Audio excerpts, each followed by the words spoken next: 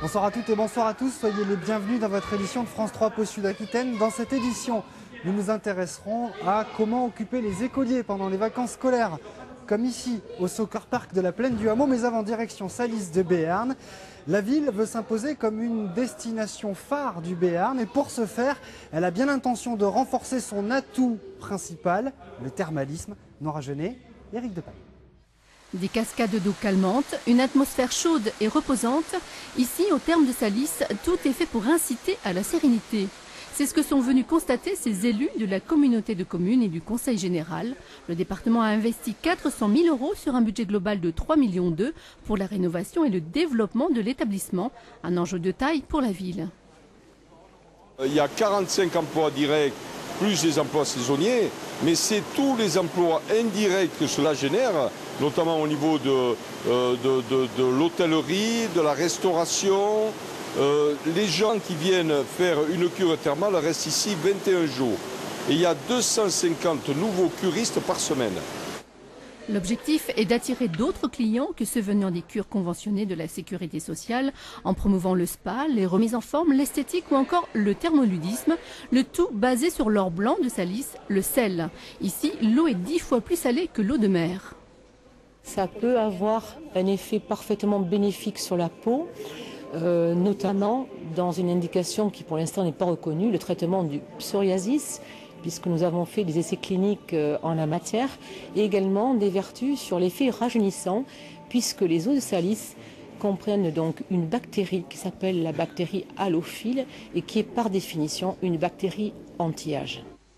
Avec ces projets, l'établissement espère bien attirer de nouveaux clients après avoir essuyé une baisse de la fréquentation jusqu'en 2010.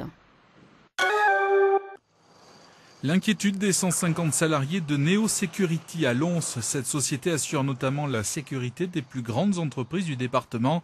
Hier, la maison mère s'est déclarée en cessation de paiement auprès du tribunal de commerce de Paris. La dette avoisinerait les 40 millions d'euros. Neo Security connaît des problèmes depuis un an. Pour l'instant, les salariés béarnais sont dans l'attente quant à leur avenir. Une audience au tribunal de commerce de Paris devrait avoir lieu dans les jours qui viennent. Parlementaires, élus locaux et régionaux du PS ont lancé cet après-midi l'appel d'Orthez pour soutenir, et ce n'est pas franchement une surprise, François Hollande. Ils se sont donc retrouvés à la mairie d'Orthez pour soutenir leur candidat qui a réalisé 30% des suffrages dimanche dernier. Plus studieux, mais l'objectif est le même. Benoît Apparu, ministre UMP du logement, est lui aussi en Béarn. Ce soir, il participe à Lons à une réunion publique. Avant cela, il a rencontré des acteurs socio-économiques du Béarn. Dans le département, Nicolas Sarkozy est arrivé second avec 23% des suffrages. Ça ne vous a pas échappé, nous sommes en pleine vacances de Pâques. Alors comment occuper les écoliers, vos enfants? Eh bien, du terrain synthétique, du Soccer Park jusqu'à la cyberbase de Pau. C'est un reportage sur des images de Catherine Pipard. Ils ont entre 6 et 13 ans et ont décidé de faire du foot pendant les vacances. Avec ce stage, le Pau FC propose 3 jours de sport par semaine aux enfants. Du stade d'eau vive au football en salle, visiblement, la formule séduit. La semaine dernière, on a eu 24 gamins. Là, on en a 22. Donc ça a marché, les parents ont adhéré. Donc c'est pas mal. Pour un premier stage pour les vacances, c'est vraiment très très bien. Au-delà de l'aspect sportif, le club s'est inscrit comme un acteur incontournable dans l'éducation des petits Béarnais. Certes, c'est les vacances, mais on ne fait pas n'importe quoi pour autant. Et maintenant, montre-nous que c'était une petite erreur et que tu vas être exemplaire pour l'après-midi. Allez, prends-toi un joueur. C'est du boulot sympa quand même. Bon, après, c'est la gestion des gamins. Et ça, c'est le travail de l'éducateur. À cet âge-là, on est beaucoup dans l'éducatif. Un petit peu dans le football. Autre terrain de jeu, mais celui-ci est virtuel.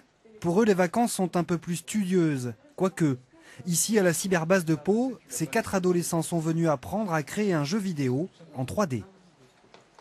C'est intéressant, on apprend plein de choses, il y a plein d'objets qu'on découvre et plein d'actus pour le faire après. Ils ont des connaissances dont ils ne se doutent pas et qui sont parfaites pour créer un jeu vidéo. Par exemple, ils ont appris tout ce qu'il faut en mathématiques, ils ont appris tout ce qu'il faut en anglais. Maintenant, il s'agit d'utiliser ces connaissances dans le cadre d'un projet concret.